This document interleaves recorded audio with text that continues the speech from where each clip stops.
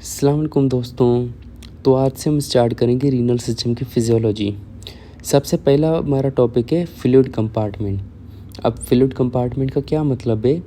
Basically हमारी body में कुछ वाटर कंपोनेंट होता है, कुछ नॉन वाटर कंपोनेंट होता है। ठीक है, बेसिकली हमारे जितना भी वज़न हो तो उसका कुछ कंपोनेंट जो है वाटर ऑक्यूपाई करता है, कुछ नॉन वाटर कंपोनेंट ऑक्यूपाई करता है। अब जो वाटर कंपोनेंट ऑक्यूपाई करता है वो डिफरेंट कंपार्टमेंट्स में होता है। जैसे इंट्रासेलुलर फ्लूइड कंपार्टमेंट होता है, एक्स्ट्रा सेलुलर फ्लूइड कंपार्टमेंट होता है, उसके अलग अलग कंपार्टमेंट होते हैं। ठीक है, उन सारी चीज़ों के बारे में हम फ्लूइड कंपार्टमेंट के लेक्चर में पढ़ेंगे। ठीक है, अब देखें, फॉर सपोज करें हमारा जितना भी वज़न हो, ठीक है, एग्जांपल 70 kg वेट अराउंड लेते हैं। ठीक है, उसका 60% जो होता है वाटर होता है, बाकी 40% नॉन वाटर कंपोनेंट होता है। ठीक है, टोटल बॉडी वाटर कितना होता है? 60% ऑफ टोटल बॉडी वेट। ठीक है, अब इसमें जो है इंट्रासेलुलर फ्लूइड कंपार्टमेंट होता है, एक्स्ट्रा सेलुलर फ्लूइड कंपार्टमेंट होता है। अब इंट्रासेलुलर जो फ्लूइड कंपार्टमेंट होता है, अब इंट्रासेलुलर फ्लूइड जो होती है 2/3 ऑफ टोटल बॉडी वाटर होता है, एक्स्ट्रा सेलुलर फ्लूइड होती है 1/3 ऑफ टोटल बॉडी वाटर।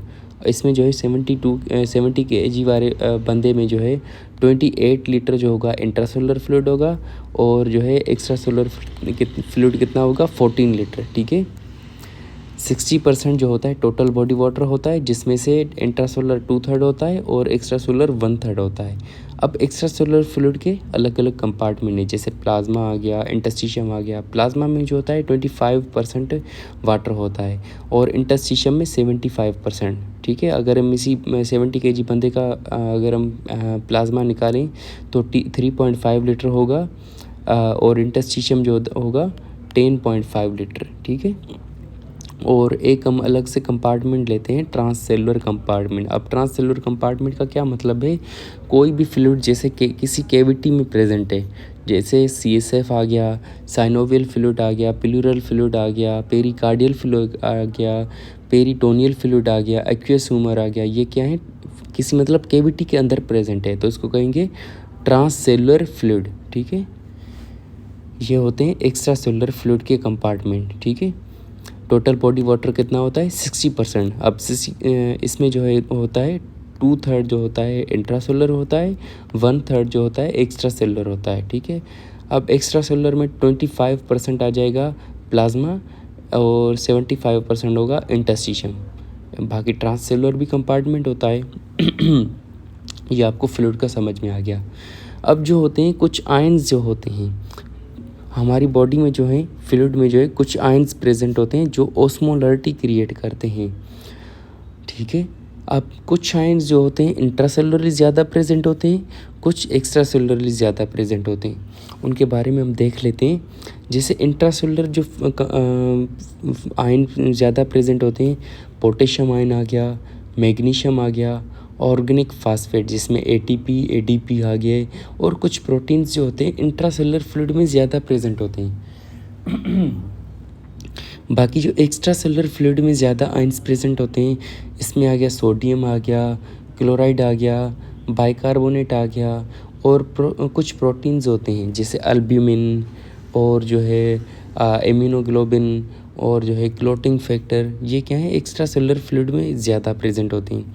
ठीक है, मैं रिपीट करवा लेता हूँ। टोटल बॉडी वाटर कितना होता है? 60% होता है, जिसमें 2/3 जो होगा इंट्रासेलुलर होगा, 1/3 एक्स्ट्रा सेलुलर होगा। अब एक्स्ट्रा सेलुलर में 25% प्लाज्मा में होगा, 75% इंटरस्टिशियम में होगा। ठीक है, इतना ही हमें पढ़ना है। इंट्रासेलुलरली जो आयन ज़्यादा प्रेजेंट होते हैं उसमें आ गया potassium, magnesium, phosphate. Extra cellular में ज़्यादा जो प्रेजेंट होगा वो होगा सोडियम, क्लोराइड, बाइकार्बोनेट। ठीक है, इतना बस याद रखें। अब ये जो फ्लूइड कंपार्टमेंट है ये हम मैयर किस तरह करते हैं? ये हम मैयर कर सकते हैं, ये तो मैंने आपको एक अप्रोक्सीमेटली एक बताया ना वैल्यू।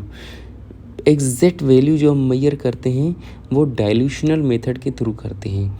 क्या होता है मेथड, किस तरह होता है, ये याद रखने की ज़रूरत नहीं है।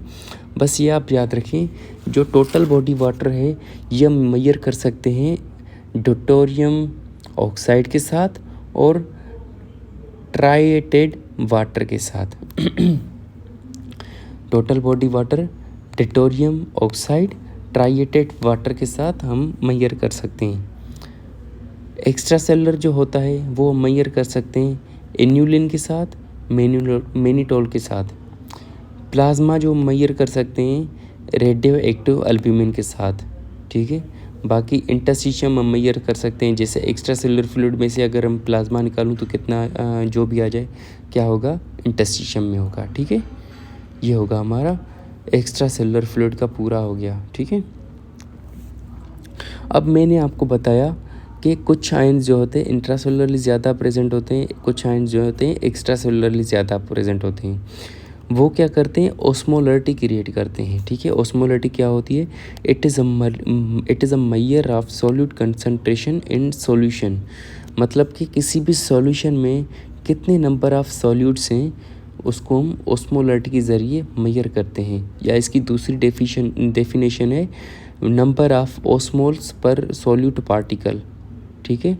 Number of osmoles of solute particle, number of osmoles of solute particles पर लीटर ऑफ वाटर, ठीक है। मतलब कि एक लीटर में कितने सॉल्यूट्स प्रेजेंट हैं उसको कहते हैं ऑस्मोलरिटी, ठीक है।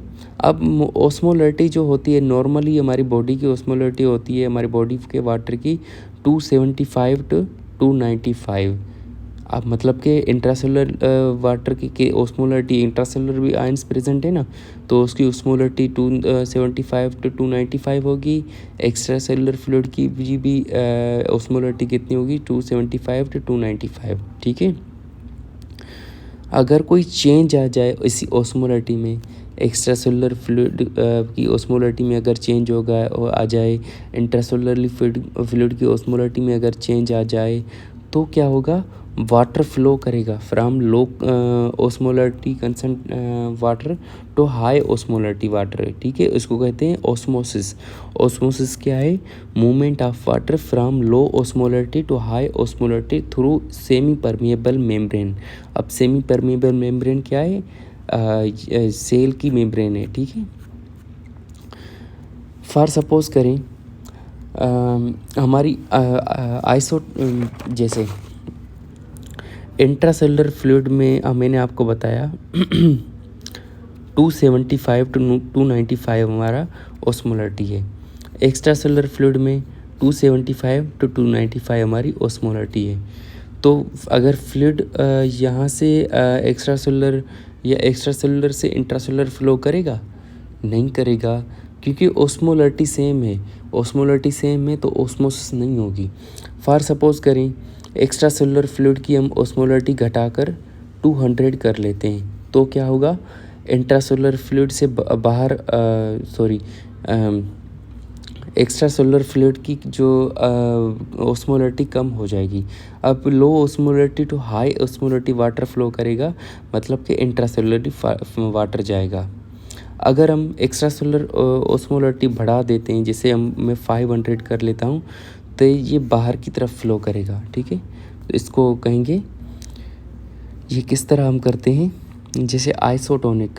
अगर मैं किसी बंदे को आइसोटोनिक फ्लूइड चढ़ाऊँ, आइसोटोनिक का क्या मतलब है, उसकी ऑस्मोलरिटी बॉडी की फ्लूइड की ऑस्मोलरिटी से सिमिलर होगी।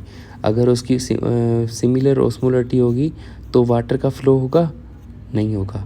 अगर हम उसमें हाइपोटोनिक दूँ तो वाटर का फ्लो इंट्रासेलुलरली होगा। अगर उसमें हाइपरटोनिक दूँ तो उसमें वाटर का फ्लो आउटवर्ड होगा, सेल्स श्रिंक कर जाएंगे, ठीक है।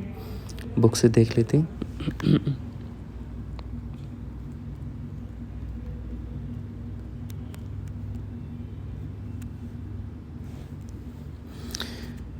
ये हमारा टोटल बॉडी वाटर 60% होता है, 40% नॉन वाटर होता है।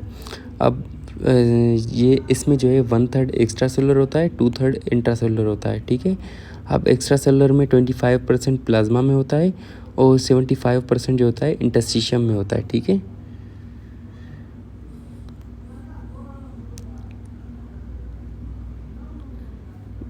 ये वही चीज़ें लिखी हुई हैं जो मैंने आपको बता दी हैं। Thank you. अगर कोई भी सवाल हो तो पूछ लीजिएगा।